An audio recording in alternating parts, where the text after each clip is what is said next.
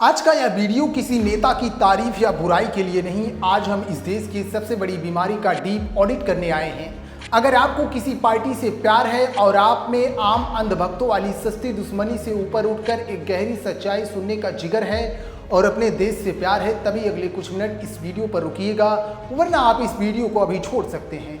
आज इस देश के सामने एक बेहद कड़वा और खौफनाक सवाल कि 1947 में भारत और 1949 में चीन दोनों ने लगभग एक साथ एक जैसी भयानक गरीबी से अपना सफर शुरू किया था।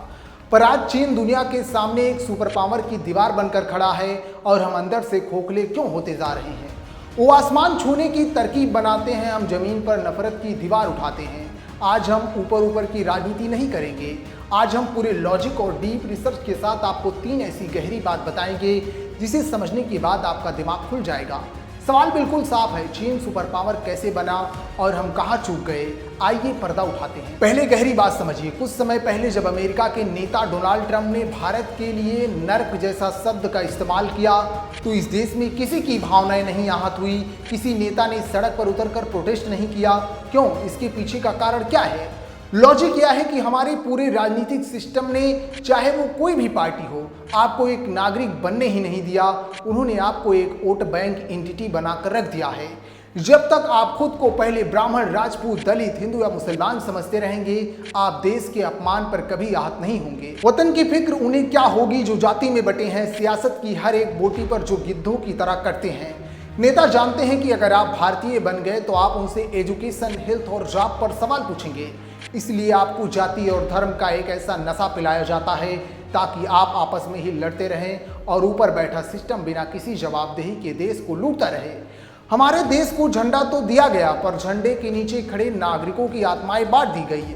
अब आते हैं दूसरी सबसे गहरी बात पर, चीन की ताकत का असली राज क्या है और हमारी कमजोरी क्या है। वही ट्रम्प जो भारत का मजाक उड़ाते हैं, वो चाइना जाकर I am honoured to be your friend, America जैसा मुल्क चीन के सामने पीछे हट जाता है। क्यों? इसके पीछे का इकोनॉमिक लॉजिक समझिए।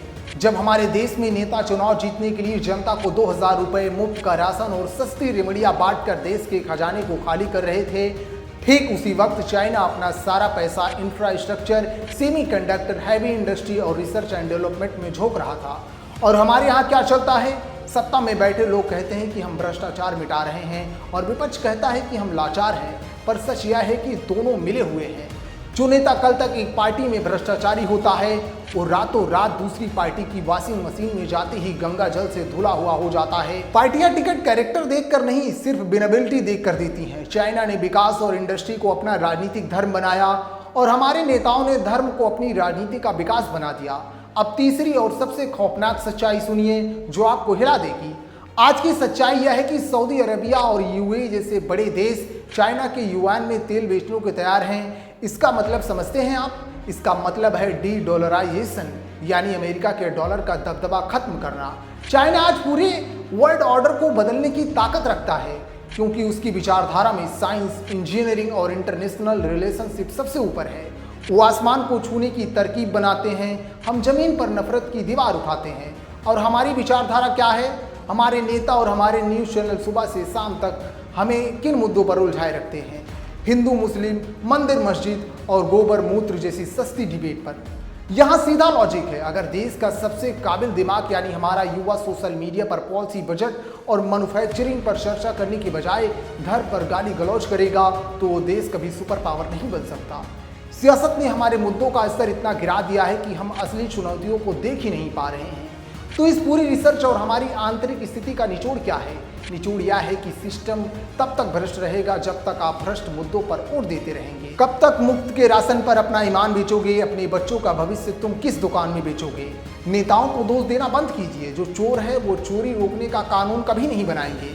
बदलाव तब आएगा जब इस देश का नागरिक अंधभक्त बनना छोड़ देगा। कल जब आपसे कोई नेता आपके दरवाजे पर आए, चाहे वो किसी भी पार्टी का हो, उसकी पार्टी या उसकी जाति मत देखिए। पिछले 5 साल का रिपोर्ट कार्ड मांगिए, उससे पूछिए कि मेरे बच्चों के लिए कितना अच्छा स्कूल बनवाए और कितनी नौकरियां खड़ी की। जिस दिन आपने इमोशनल वोट देना बंद करके ऑडिट वोट देना शुरू कर दिया, उस दिन नेताओं को धर्म छोड़कर विकास की बात करनी पड़ेगी। याद रखिए, जब तक आप ब्राह्मण, दलित, हिंदू या मुस्लिम बनकर वोट देंगे, ये सिस्टम आपको बांटकर अपनी तिजोरी भरता रहेगा। फैसला आपका है, जाति की भीड़ बकरी बनना है या देश का एक जागरूक नागरिक। अपनी राय कमेंट बॉक्स में बेहद शालीनता और ईमानदारी के साथ जरूर लिखिए। निष्पक्ष और गहरी पत्रकारिता को सपोर्ट करने के लिए इस वीडियो को शेयर कीजिए और चैनल को सब्सक्राइब करना मत भूलिए। जय हिंद।